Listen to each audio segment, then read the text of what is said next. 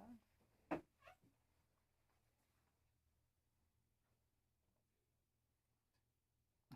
Go ahead. Without me.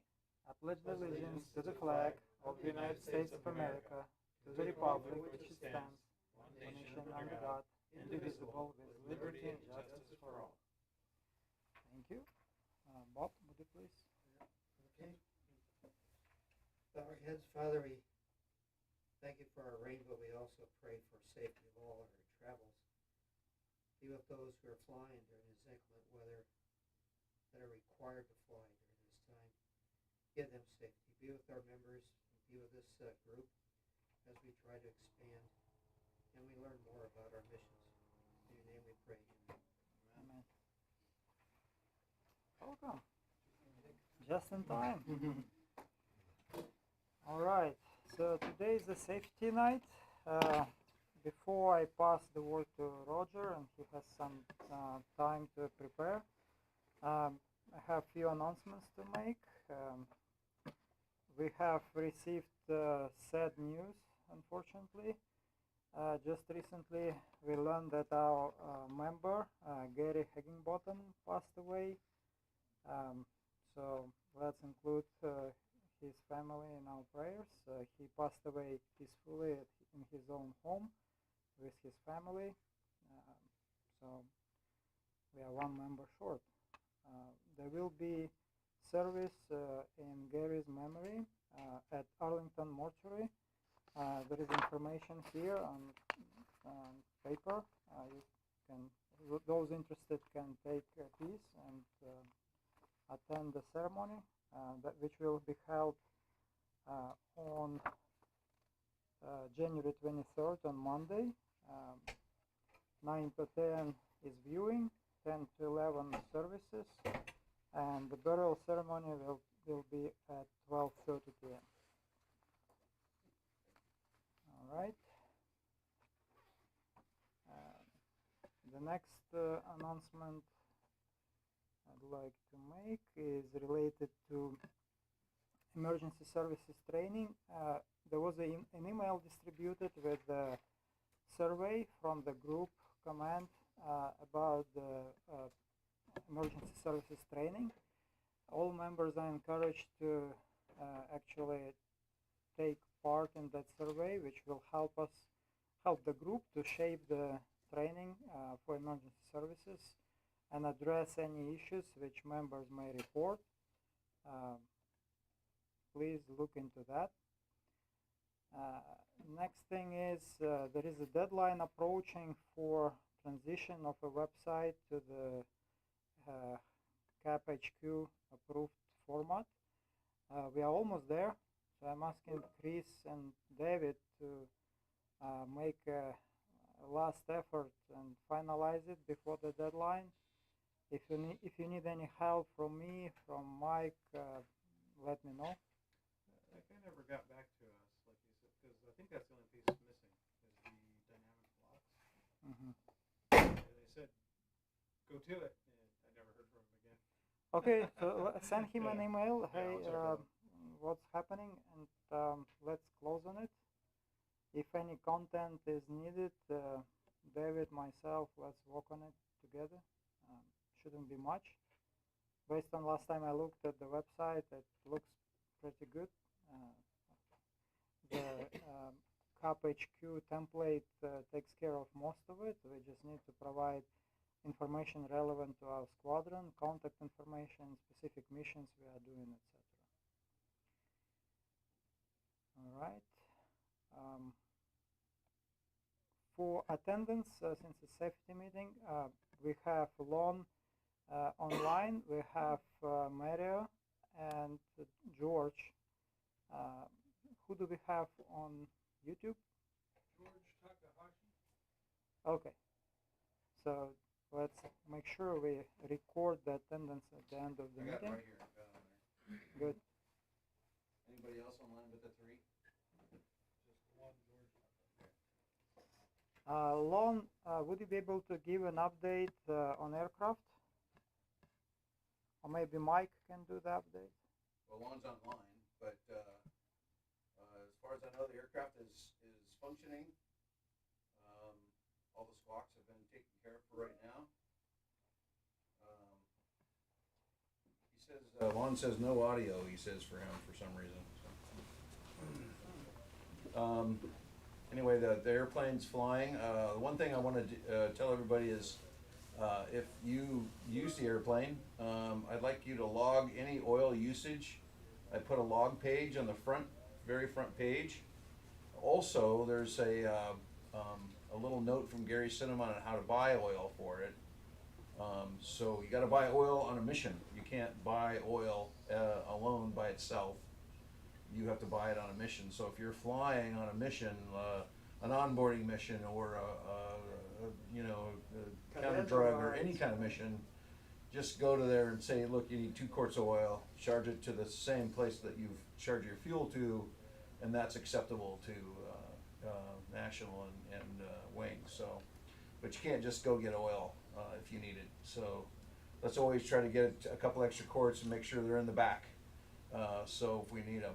But it's been my observation that it's actually using 1 quart almost every 3 hours, maybe 4. So let's keep track of it. Okay, so If that keeps up, there's something wrong, and we have to send the engine back for repair. So that's a reasonable amount, and shouldn't anything be wrong with the engine. It's not that bad, Bob. Nope. It's a brand new overhauled engine. I understand that. Okay. I mean, it's got like a little less than 500 hours on it. So. You don't want it to burn any oil. That means that the rings are keeping the cylinders dry.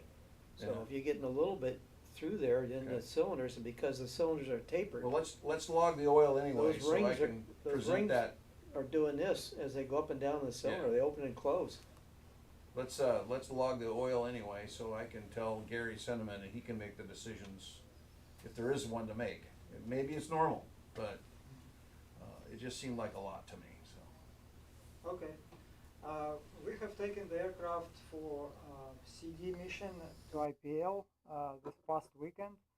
We didn't observe major consumption on oil. We put 1 quart before flying out. Terry did, and 1 quart. Did anybody check it when it got back? It would be Terry. He delivered the aircraft Yeah, back. but he doesn't check it when he gets back. He usually checks it when he flies it.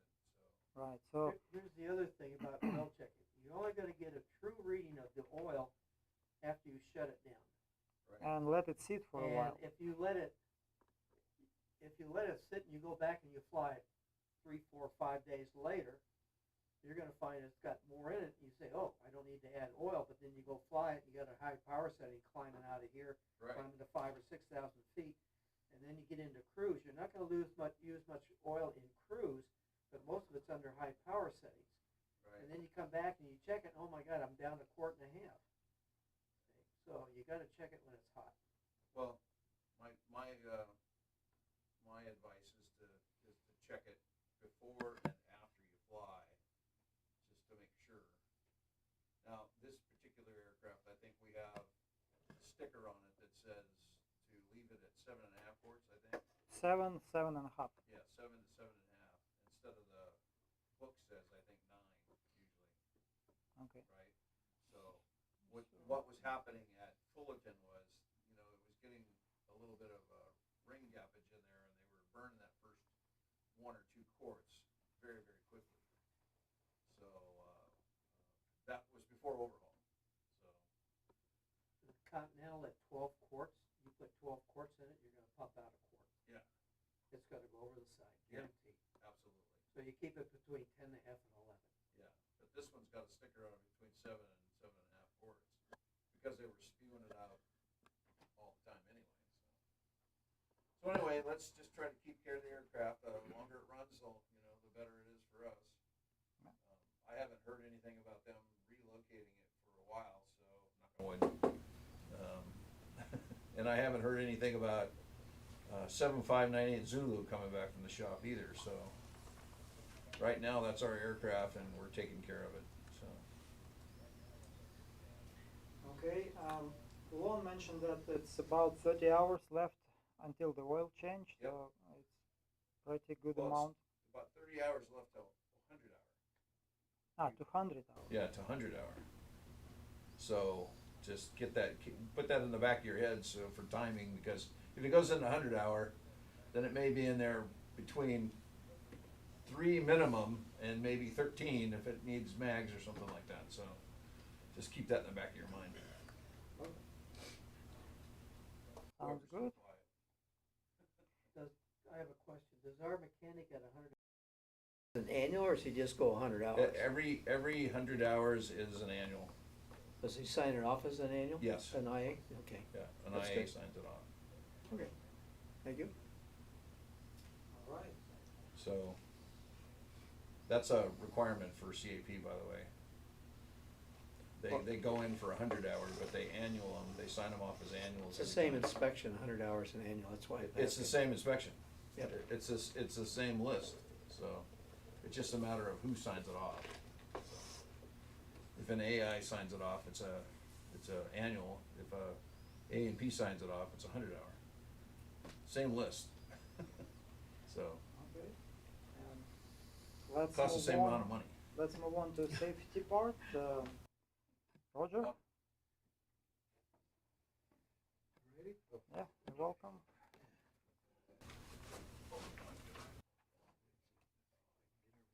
Yeah, I can help you if you need help.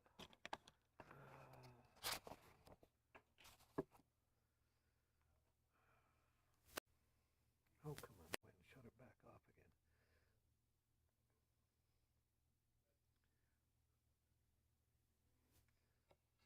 First off, let me just go ahead and open that up first.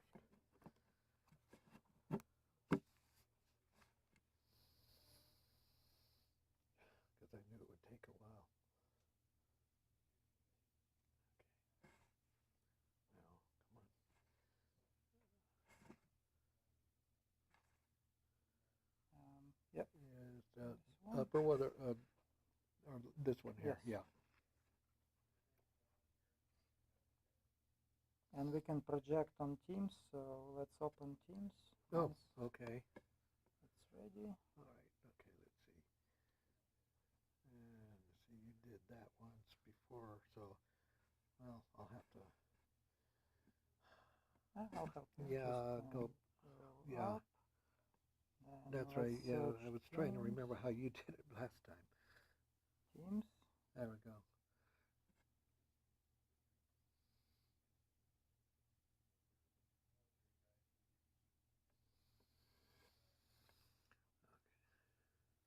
Alright. Let's go here. There we go. Let's calendar. Join. Join. Oh my ugly face.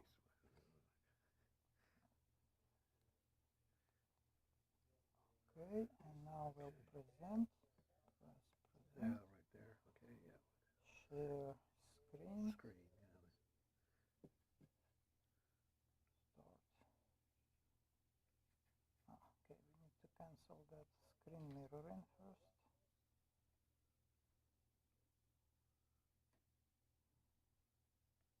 Instead, we'll present.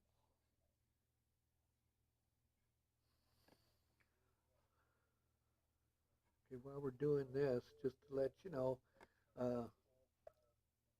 tonight is our annual Safety Down Day, in case you didn't know that. And the National Commander requires us to do this once a year between January and February, March, during that one of those 3 months. And let's see. The wing commander wants us finished by February. Yeah, right.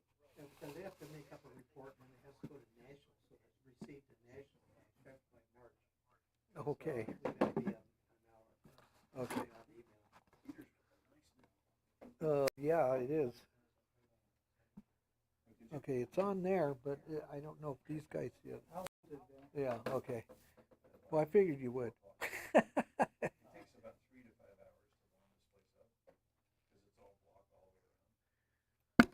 So anyhow, I'm Roger, in case you didn't know that, and I'm the safety officer for Squadron 5, and have been for a number of years now. We do have safety every second Tuesday of every month, and we do try to put it across, across the Zoom, and we also try to, get that out so people can watch it. What we're doing tonight is the annual safety risk management review, and tonight it's kind of neat. I'm kind of glad to do this tonight because for you old timers who have been getting risk management all these years, somebody has come in there and actually made it where it's even more usable than before. And we'll find out here tonight. Okay. All right.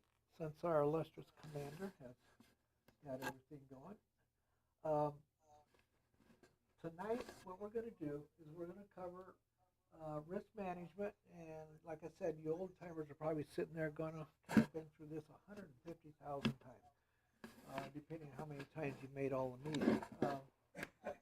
But on this right here tonight, it's really kind of neat because I was really glad to see that they actually had done some things where they can make it a little bit more easy to remember what's going on. Everybody here who, at least the old timers, the new people, do you know when I say risk managed, do you know what I'm talking about? How many have had this before? You probably should have, because when you join the Civil Air Patrol, you're supposed to get this stuff anyhow. But on risk management, basically what you're doing is just trying to identify the risk, and when you go out on any kind of event, even supposedly when we meet here, we're supposed to actually do it in a small way. Nothing major, but like tonight I'll go over a little bit of that. But there's this big circle that we always had to kind of memorize and identify the hazards, and then you just went on around this wheel until finally you hopefully you survived the event without having any accidents or anything like that. And if you did, then you'll have to go to the class that I teach where you enter in an accident. But that's later, not tonight. Okay, I want to make sure I don't miss anything, because there's some things, if you see me look at my notes, that's because there are some things in here we want to make sure we cover. One of the first things that we'll talk about is, why do you need risk management? Boy, that's moving kind of slow. And using 4 simple terms and questions to decomplex the risk management, okay? And this is the part I like. And then playing what if, applying practical questions and answers to the risk management process, and the importance of involving others, and the principles of risk management process. You will see that wheel again tonight, but very briefly. Okay, why do we need risk management? Well, I mean, if you haven't figured that out by now, then maybe you shouldn't be out there, even driving your car. Uncertainty. You driving your car tonight home, you're going to be taking some risk. We all are, especially with the rain, and the roads are wet now, and we just don't really know or have an idea what's going to happen whenever you get out there into the field. Even coming to this meeting tonight, one of the things that really, I think that's what causes a lot of people a lot of stress, because they just, nobody knows what's going to really happen. When you start having a big event with CAP, anything can happen. You fly in the airplane especially, and if you're in an exercise, which many of you have been in, there's going to be a lot of movement of airplanes. There's going to be a lot of movement of people and airplanes. There's a lot of things that take place that just could take place that you may not have any idea what's going to happen.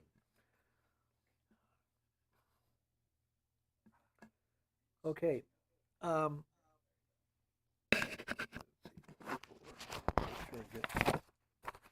like I said, normally I don't use my notes as much, but I don't want to miss anything tonight because it is kind of important. Um, okay. One of the things that uh, our regulation, CAP Regulation 160-1, Chapter 3, does cover when you must do a risk management. Okay. Um, and everybody should be kind of familiar with the forms that we have. There is the Form 160, and that form you fill out, and it's the risk management form, which you put in there of all the risks that are involved in whatever you're doing. One of the things that you have to do that form, and it's part of regulation, is encampments, uh, clinics, cadet rides, which we do a lot of. Cadet rides are supposed to have that. Any of these kind of things where you have a large amount of people who are involved, or even cadet rides isn't necessarily a large amount of people, but you're up in an airplane taking cadets up in the airplane. To do that form? The pilot, the pilot's aircraft supposed to commander. do the form, or the commander of the cadets? Well, no, it's the commander of the cadets probably would be the guy to do it, because he knows the cadets more than Right. you would as a pilot. That's something though that would be a good question to bring up, Well, that's what I'm asking and you. higher up. Yeah, I know, because that's something that, but I would guess that probably the cadet commander for sure. Right. And I know he's probably done it. Um, First time activity. If you've never done anything before, you do that. Events, significant changes in members involved in the planning, executing, and supervising. We've had a lot of turnover here, and a lot of guys that are new in flying the airplane, a lot of guys who are new in what we do here. So anytime you have a large turnover, especially when it becomes a leadership, we just got a new commander. So so when even though our old commander is still here, which helps, uh, that's something to take in consideration when we're doing some kind of event here in the unit. Um, New aircraft or vehicle model, that's kind of self-explanatory. I mean, any of us, when we go out and learn how to fly a new airplane, get checked out in a new airplane, you obviously are not going to just walk in, I don't need no instructor, I'm going to go. Besides the fact that you're breaking all the rules and regulations from the FAA and Civil Air Patrol. But you are supposed to do a risk management. Um, One-time other events, and of course that's like, those things that are above and beyond what we normally do an everyday thing. Uh, when it gets closer to summer, we have actually done some things here where we go out and, we actually went out and, what was it, with Extasian, we did flying some airplanes out here, model airplanes and stuff like that. Just some things that we don't normally do here. Usually we have our meetings here, but there is a time maybe during the springtime when the weather starts getting better. We do have our barbecues that we have out here on the 5th Tuesday of each month. Those are kind of, although we do those all the time, but there are some things we might end up doing that we don't normally do here, especially when you leave here.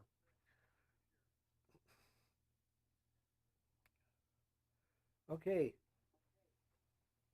safety's ally, information.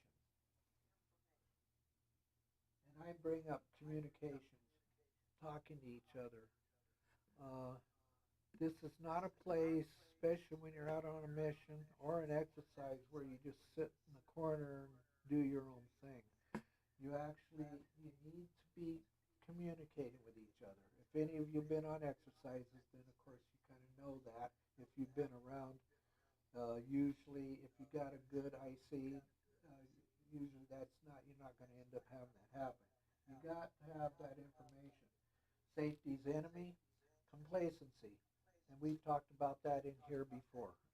Complacency is definitely the enemy of safety.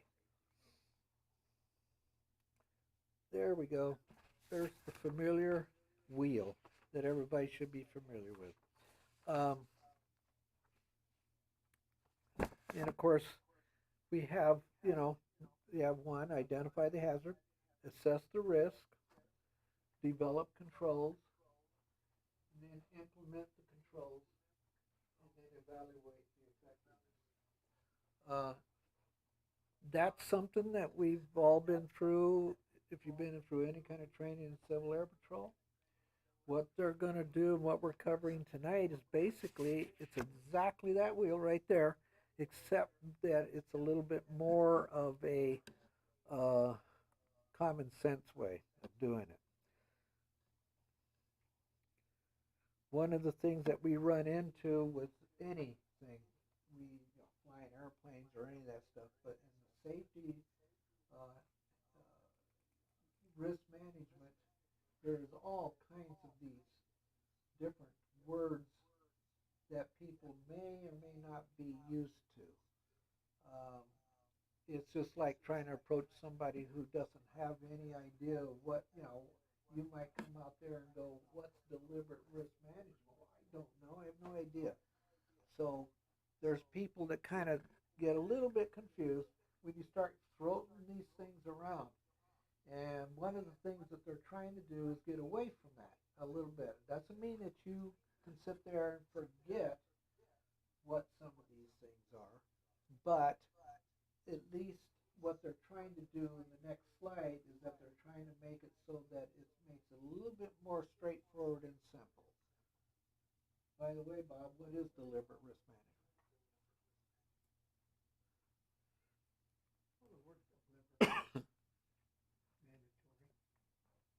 Okay, well, it's something that is deliberate. In other words, you are sitting there and making this risk management ahead of time for a big event that everybody knows is happening, like exercise. That was a side thing. I'm not going to ask anybody else anything that. I'm picking on Bob. Okay, this is what they have narrowed down to. Okay. As it settles down. Okay. Source, outcome, control, and responsibility. All things could get people hurt, make them ill, or damage equipment or facility. That's what the source is. What could you figure that? What part of the wheel is that at? The right-hand side, number 2 or 3. Well, okay, or number 1, identify the hazard, and number 2, yeah, because these do cover a couple of them. Let's see, identify the hazard, okay. Outcome, what can happen if you drive your car into a brick wall? Scratch the paint. Yeah, yeah, that Or could if you fly to a familiar airport with a short runway. Right, that's very good, yes, yeah. You could get injuries, you can mess up an airplane pretty bad, you could end up losing all your money when they ask for the money for the when you crash an airplane. Control. What can we put in place to reduce the possibility of these things happening? Don't fly into an airport that has a short runway. That's a control. Responsibility. Who is going to be the supervisor of all this, making sure all this is going to happen? 1, 2, 3, 4. Source, outcome, control, responsibility. In all of this, one of the top things is what if? Okay, what could happen? This is where you do a think tank, okay? Before I retired from the Air Force, I used to have to do risk management, same type of stuff that we do here. And I was one of the fortunate ones that ended up in a class with risk management where we were in it for a week, sitting in a class every single day doing risk management. this right here, that's why I'm surprised that Civil Air Patrol hadn't done anything about it. Yeah, I know it keeps, it's echoing back. It's my, no, that doesn't do anything there. It's it's just it's what can happen when you sit down and think about what's going on with whatever it is you're doing. When you sit here, how many of you really sit down and think about when you drive home tonight? Are you is there a place on the way home? What's that? No, the problem is it doesn't go all the way down. Yeah, but there's a button there to shut the speaker off.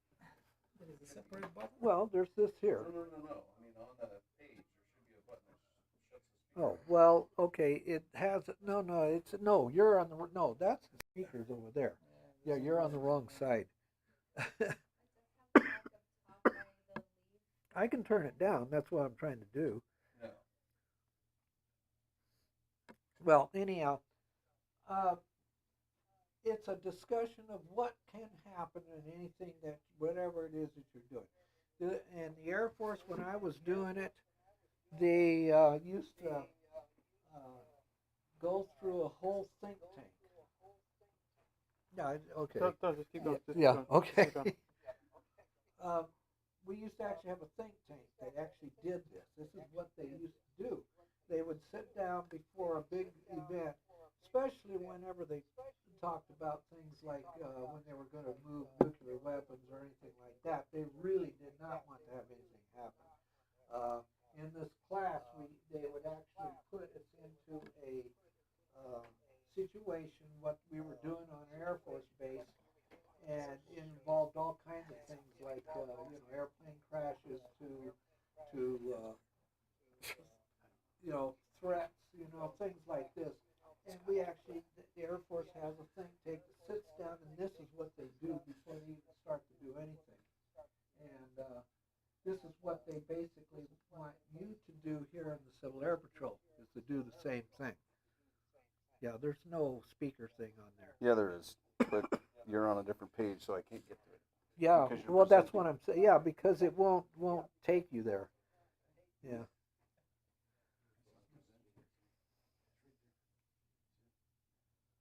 Okay.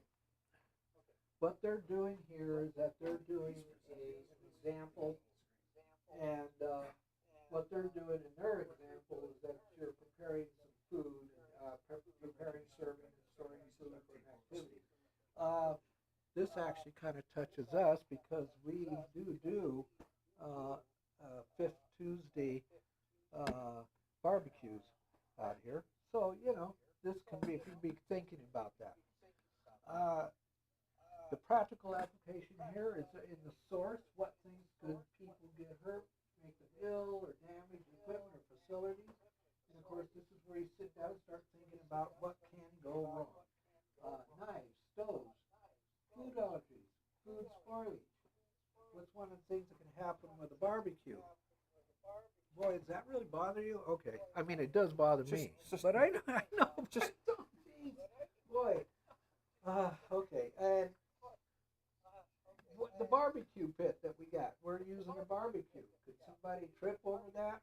Could it, while you're trying to move it? Could somebody burn themselves? That's something you might want to think about.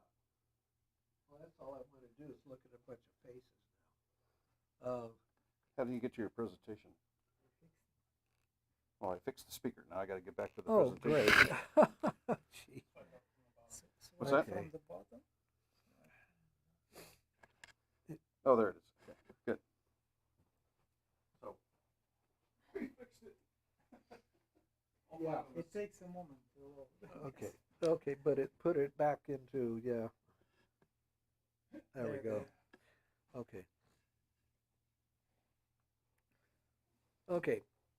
Cuts, burns, allergic reactions. That's one I never thought about before. Food poisoning resulting from contamination.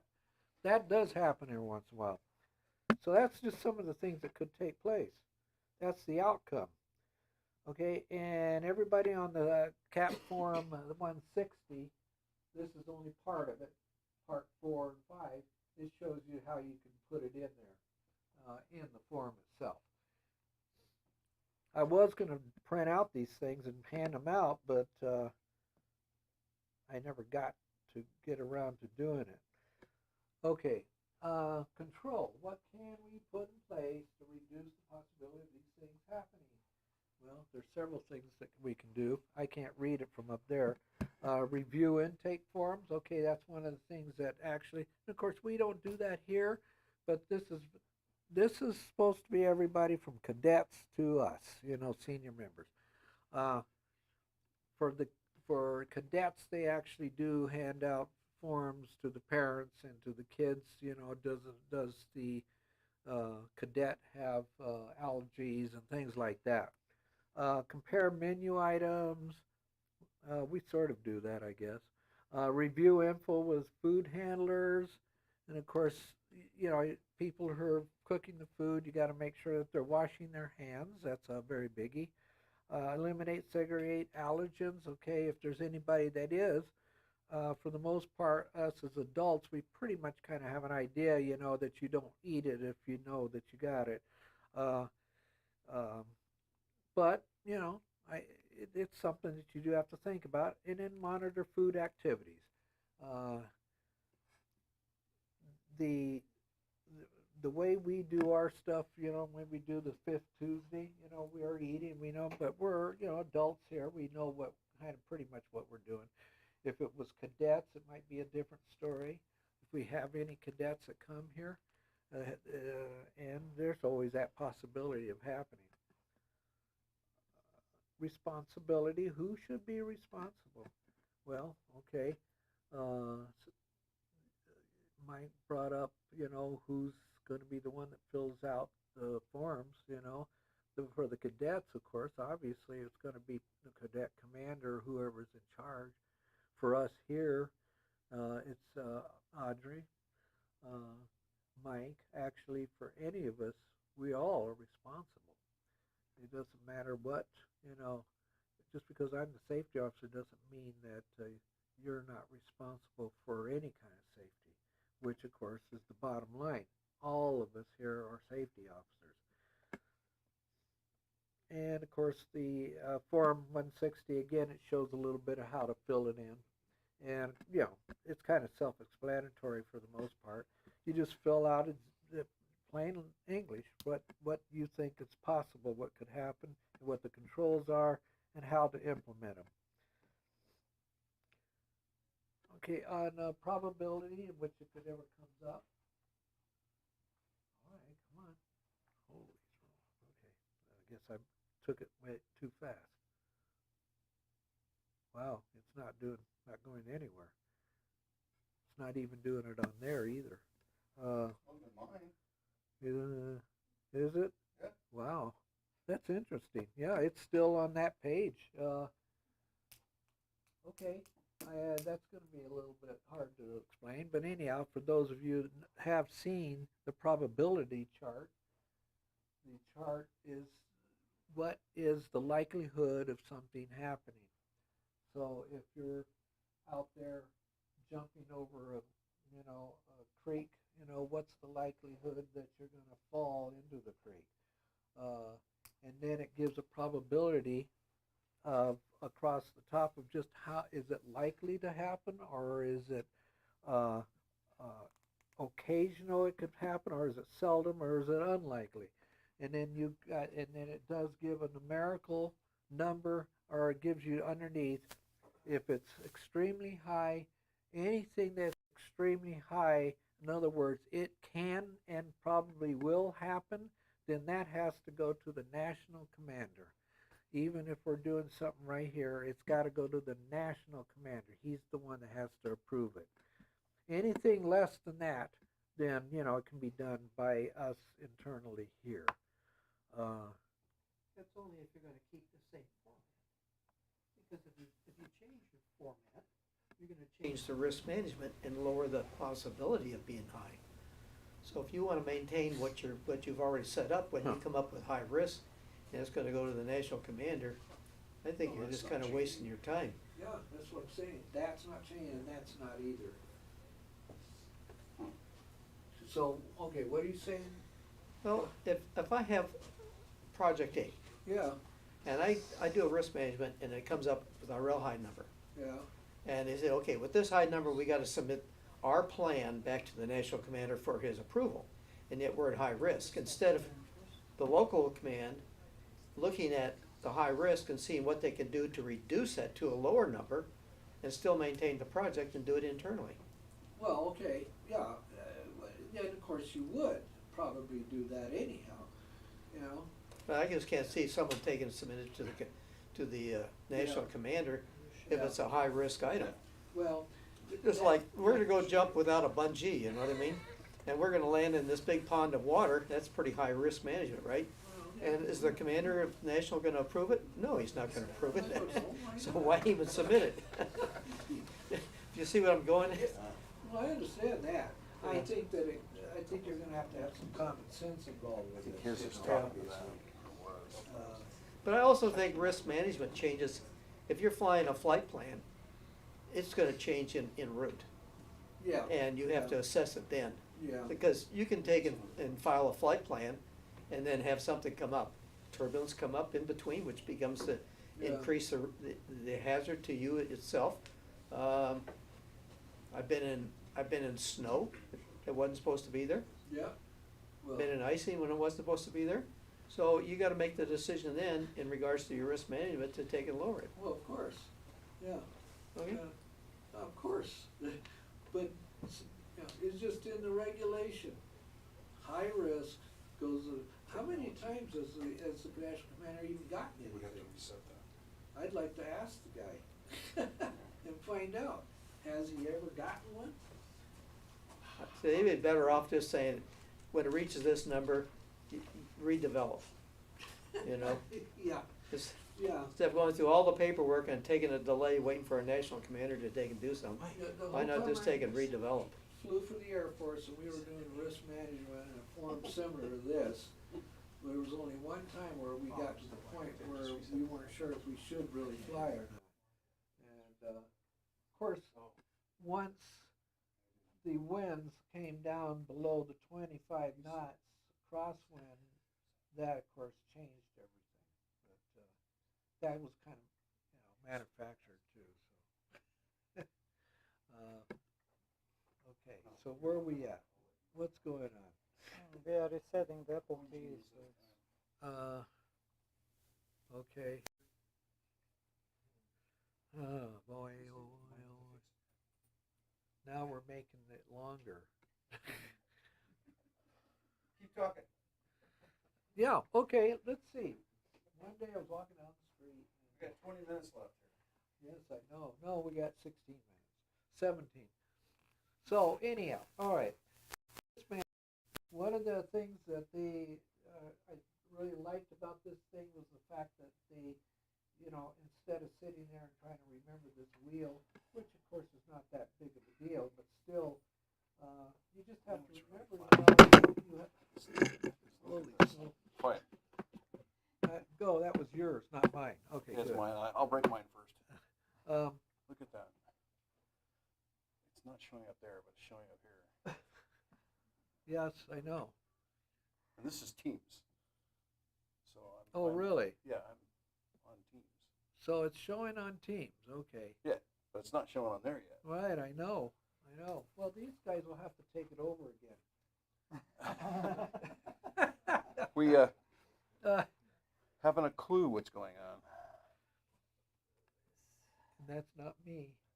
It's not you. It's called a computer glitch. Yeah. Okay, well, I can just read off because the rest of it's pretty.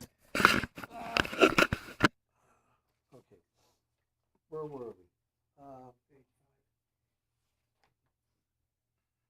Was it 5? Sure. I think it was under the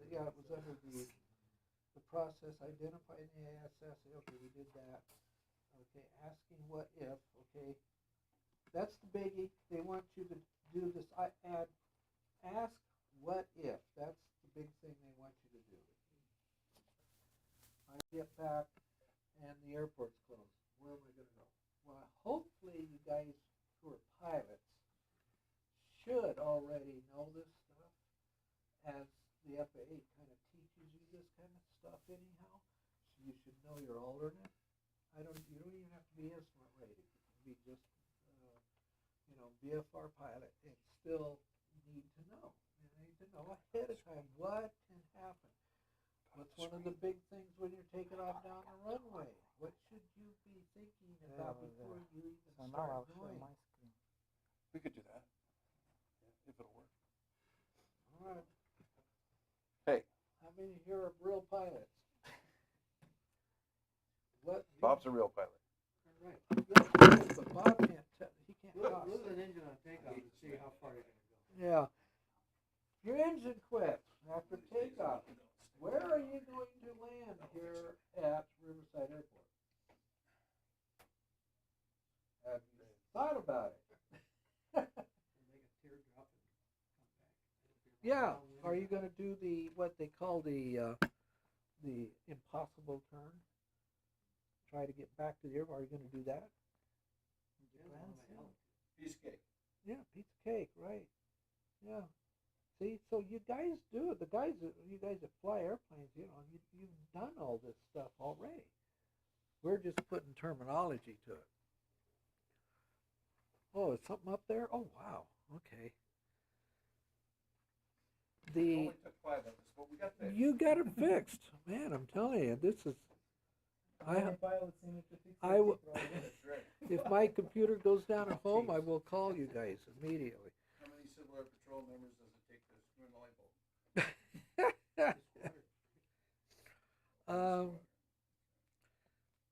And a little word on the responsibility of the person who's going to be responsible. Usually, it's the person who's going to have to, who does the forms, who compares the things that are going to take place. They're the people that usually are the ones, like in our situation we were talking about earlier about, is it the cadets that do it? Well, probably will be, because the most responsible person to the cadets is the commander or the person who's in charge. Although the pilot in command who's doing override, of course, is responsible for the aircraft and the passengers who are in it. So there is a crossover there. Let's see.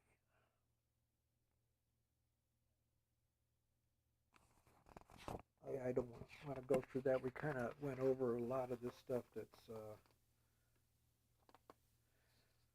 okay. Yeah, the big thing on risk management is gathering enough information that you kind of know what's going on.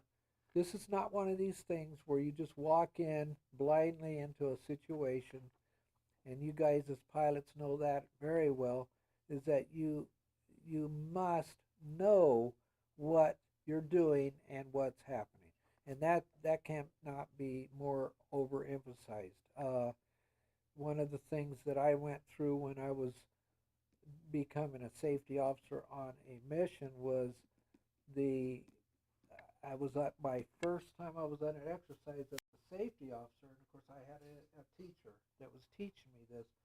At first I was just overwhelmed. I mean, whoa, holy smoke, And after a while, of course, I finally started figuring out what was going on and all that. But when you walk into a situation, if you don't know and you have doubts, then please ask questions, and don't sit back and just pretend like, oh, well, I know what I'm doing, and you don't. That's when you get into problems with safety, and people get hurt and sometimes get killed. So that's something that needs to be emphasized. Okay, risk management principles. Accept no unnecessary risk. There's no need to do certain things when you're just on an exercise. But when you're out on an actual mission, okay, you may move it just a little bit further in the risk, okay? Especially if it involves somebody being saved, their life being saved. There may be a time you may have to step a little bit further. but understand, you know, we're out there trying to save lives by fighting airplanes, by trying to find the ELT.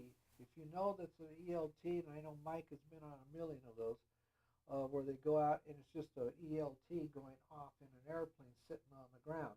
I mean, once they figure out that's what it is, then don't take anything unnecessary risk to try to, you know, it's not something that's worth dying for or getting hurt over when you're doing anything like that. Air Force, basically the risk management for us was on local training missions. You would not push the envelope. But when we actually got out into real situations, like after 9/11, when we went downrange, then yes. And we actually did have a lot of things that took place that were like, you know, not commercial type flying. You know, it was military flying, and they do push the envelope way past the envelope. But that's the point, because that's what their job is. Here, our job is to safely find somebody. If we have to go out for a DLT or just try to find an aircraft or any of the taking pictures, doing any of that stuff, you know, we have to do it safely. It's not something that, you know, the world's not going to fall apart if you don't get that done. You might get yelled at. You might have, you know, whoever the people are that's in charge of you taking pictures for them on forest fires or earthquake damage, any of that kind of stuff. Don't do something that was stupid. You know, it's not worth it in that particular case. Make risk decisions at the appropriate level, and of course that's one of the things that you have the chain of command.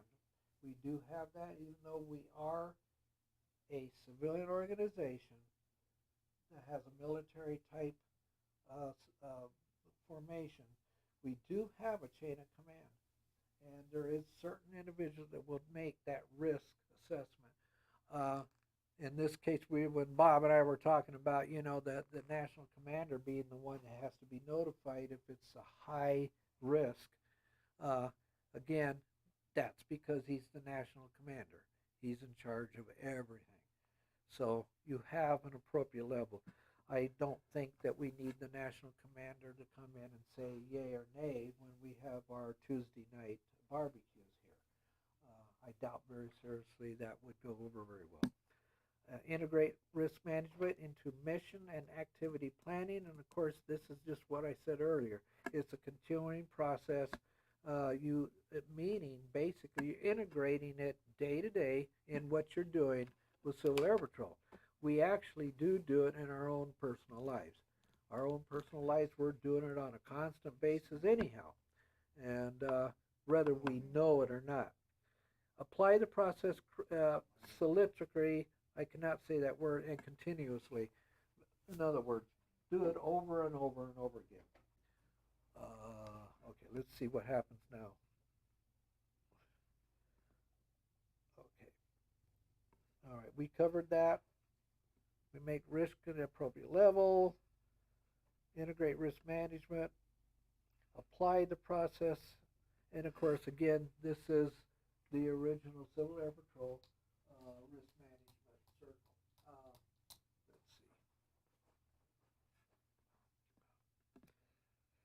see. And of course, there are resources, and we got all kinds of stuff. How many here have been in, you know, e-services? I mean, there's all kinds of helps in there. Also, the what do they call it? It's not e-services, but you can go Civil Air Patrol. Yeah. Down here, there's just a wealth of information and all this stuff. It's just, you know, if you want to read up on this stuff, it's there. It tells you exactly what these things mean. And of course, you got the Civil Air Patrol Safety Program, deliberate, which means it's an event that's taking place that everybody knows if it's happening. Real time means right now. If we get called out to do a search right now, that's real time. And then hazard listing worksheet. You got hazards, all tons of things. Guide to risk assessment and more. I really, if you want someday you get bored at home, sit down and go in these places and start reading up. There's a lot of neat stuff. There really is. Okay. We went through most of this stuff already. Information is your ally. 4 simple terms: source, outcome, control, responsibility, and always ask, what if? And like it says up there a lot. And then involve others from start to finish. So don't do it on your own. There's got to be, you got to bring in other people in this. Let's see. Okay, what to do now? Okay, pretty much, walk out of here thinking risk management. I will do this. I will give you a test next time and see how many you remember all this. Not really, but well, I don't know. Our commander might. Follow the regulation 160-1 and the risk management process document and all that. You got I actually do have those forms, the 160 forms in my packet. And reach out to your, no, don't do that. I'm your safety officer, so no, you can do that. Reach out to your safety officer if you have any questions. I hope I can answer them. Let's see. Okay, any questions now? Since it's 8 o'clock. Well, it's 2 minutes still. None? Okay. All right. Maybe they never worried about risk management. They put you on the catapult and you were on your own after that. Well, that's the Navy. I know. I had a bunch of Navy guys come in today. And I just went, why are you doing here? You know? You gave them a good room. Well, yeah, I gave one good room to he was a nice guy though. He was a lieutenant commander. Yeah, that's what it is. Yeah. 05, yeah. So. No, actually, it's 04. Is it 04? And it's major. Okay. Oh, is it? Okay. Okay. Yeah. Lieutenant Colonel. Yeah. Commanders are 05 and then Okay. captains 6. So, this is, I have, when I read through the National Commander's letter, I didn't see anything in there about what we did last year on the thing, now, what was it? It was on, We did risk management last year. yeah. There was 2 parts to it, and that there was the risk management down day. Then there was another one where I was supposed to talk about yeah, that's it, non-discrimination. I didn't see it in the letter. I looked for it. I thought it was just whatever you needed on the second portion of it. Yeah, I don't know. It could be. And I mean the big thing obviously with that is non-discrimination. Of course, I mean I think everybody here pretty much kind of knows what that's about. There's not to be any kind of discrimination whatsoever. The CAP does not have any tolerance for anything like that. So that's something that it's a hot item. It's one of those things that people need to be very cognizant of. If you see it anywhere, then you do need to bring it up the chain of command. And that's what our commander here, he's the one that you need to see on it. And there are certain avenues to take. It's like the Air Force. The Air Force had the same thing. Matter of fact, I just got done doing that with the Air Force just 2 weeks ago. So, any questions on that? Anything to add to it? Bob? No. Anybody else? Okay. All right. I think one thing it's important to remember is basic, intermediate, and advanced risk management is something that you'll kind of encounter in the LMS and Access as you go through the professional levels. So just take that in mind. you'll see a lot of this again. They do change it periodically, but Roger as safety officer is kind of the go-to person for that. And he's not available. Bob's group safety officer, so. Yeah, he's my boss. Kind of. Okay. Bottom line, we all do risk management in our daily lives. As simple as whether I'm driving today or not, if I feel well enough to fly the airplane, and if I'm fit to fly a specific mission.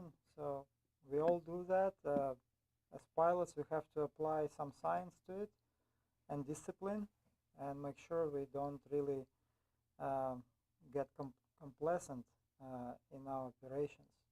It's easy to get complacent, and as we learn from NTSB investigations, many incidents and accidents happened with very experienced pilots with lots of hours behind them, and still they miss that one element in chain of events which could not be stopped.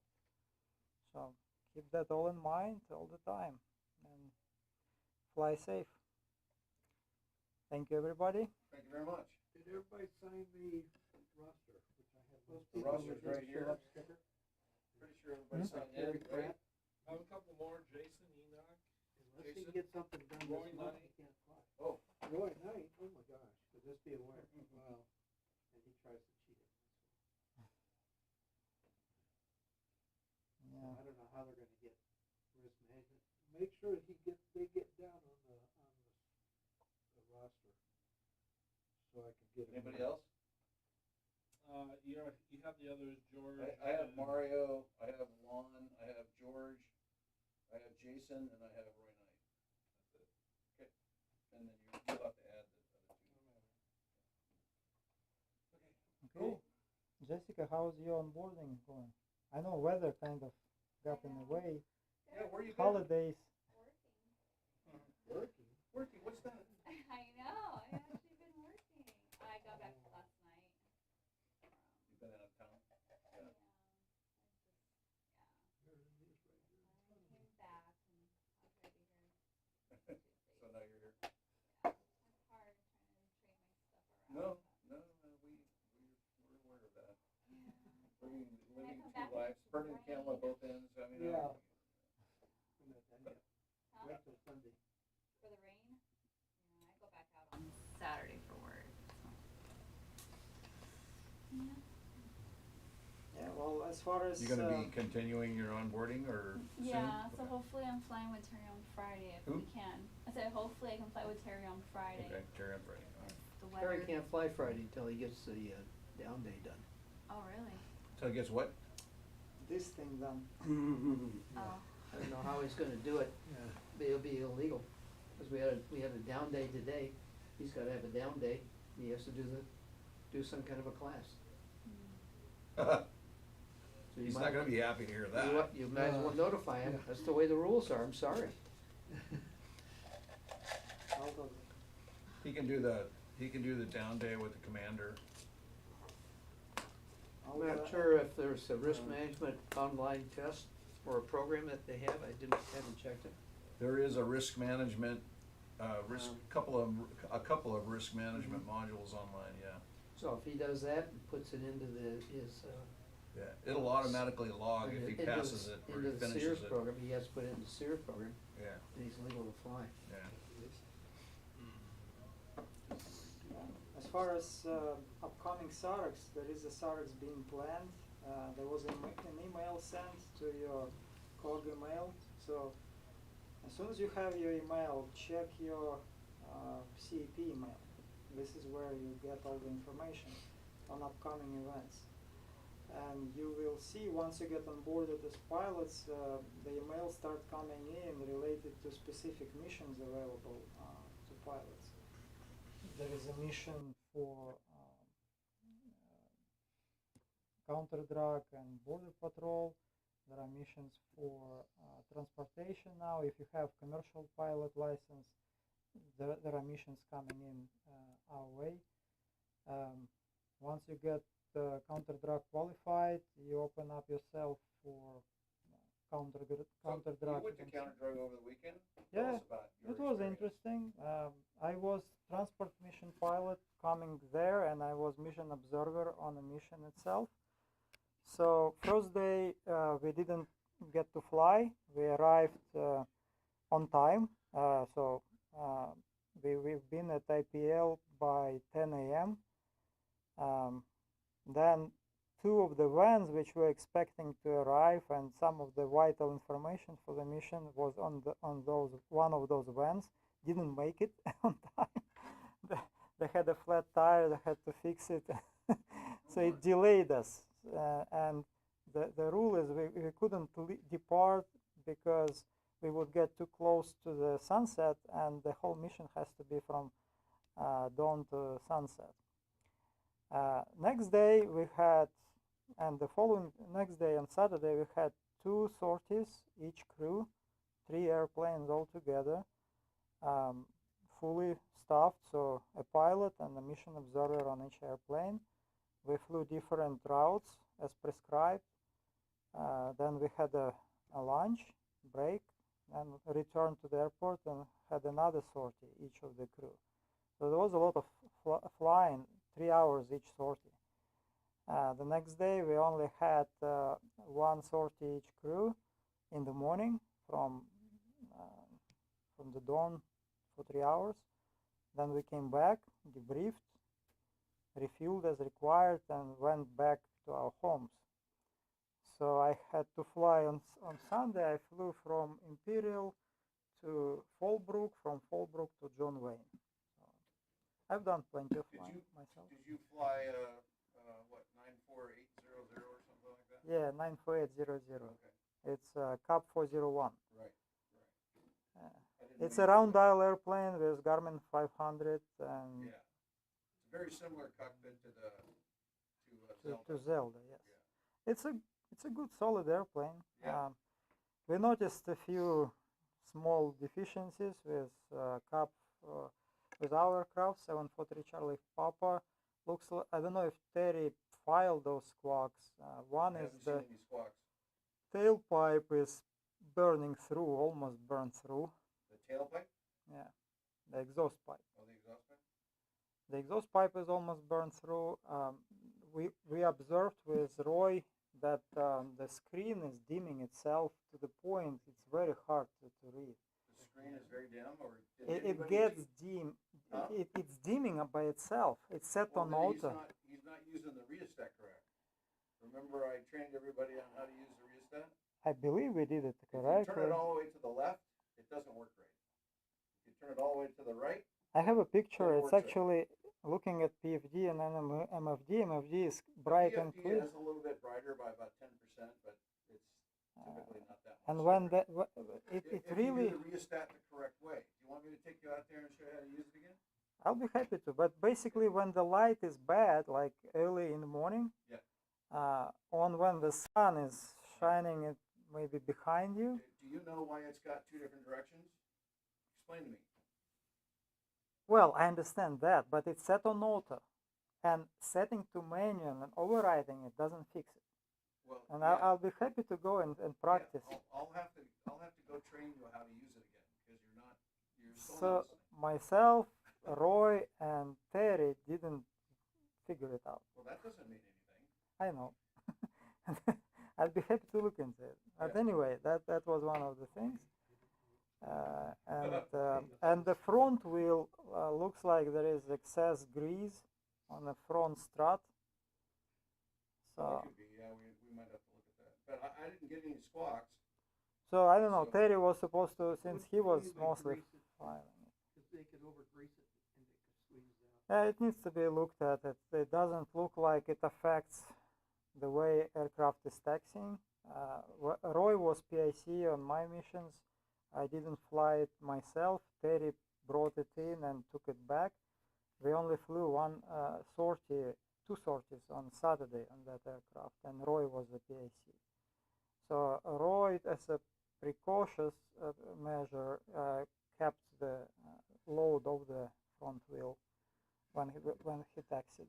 If you're gonna do that, you've got a bushing that's going bad on it too. Yeah, it's maybe And the then the person. second question I have is, what do you mean by the exhaust is burning through? I'll show you the picture. Does it have a hole in the exhaust? Almost And where is it located? at the basically visible portion of the exhaust. On the outside? Yeah.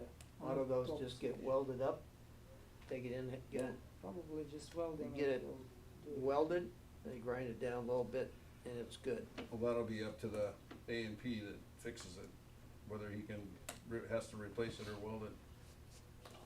Show how It'll it be looks. his, But if it's burning through and it's not burning through other, I'd say the wall is awful thin in that one spot, cause you got awful high EGTs going out there.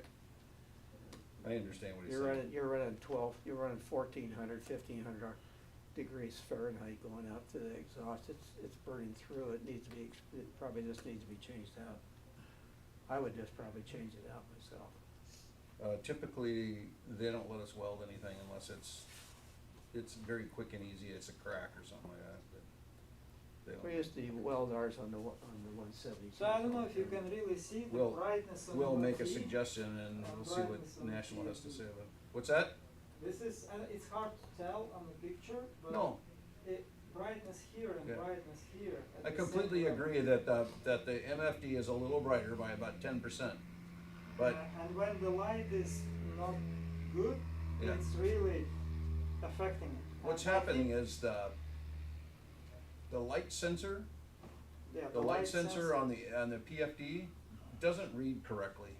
So if you override it by turning it all the way to the right, all the way to the right, then it overrides all the brightness controls and it goes completely bright. So this is how a front strut looks like. Well, what you've got dirt that's accumulated because that piston, when it runs up and down, Yeah. has a film of hydraulic Needs a little oil on it. oil slick on it, yeah. And so the dirt collects on it and it gets dirt. If you take and wipe it off with a rag and you keep it clean, then you keep the seals clean and they act as a true wiper.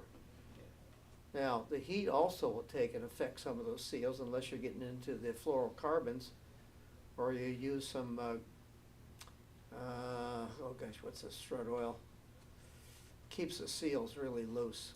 See, that looks like that's been repaired once before. It's No, gone no, it's through- leaking out there, that's just exhaust straight. But you see, if it gets much bigger, then it ends up on the airframe as you're flying through the air. So I'll check squawks, and if none were placed, I'll file them. And if you look at the bottom, you got erosion already taking place at the bottom of the exhaust, that's why it's ragged. So. Other than that, it was good flying. Weather was perfect. Yeah, I bet it was. And Nice we and got cool. lucky just after we came back, I came back to John Wayne, I could see the front coming in, and by the time I finished all the stuff with the airplane, refueling and paperwork, the ceiling was pretty low. Yeah, John Wayne can sneak up on you. And landing at Fallbrook, oh man, that's fun. You like that aircraft carrier landing?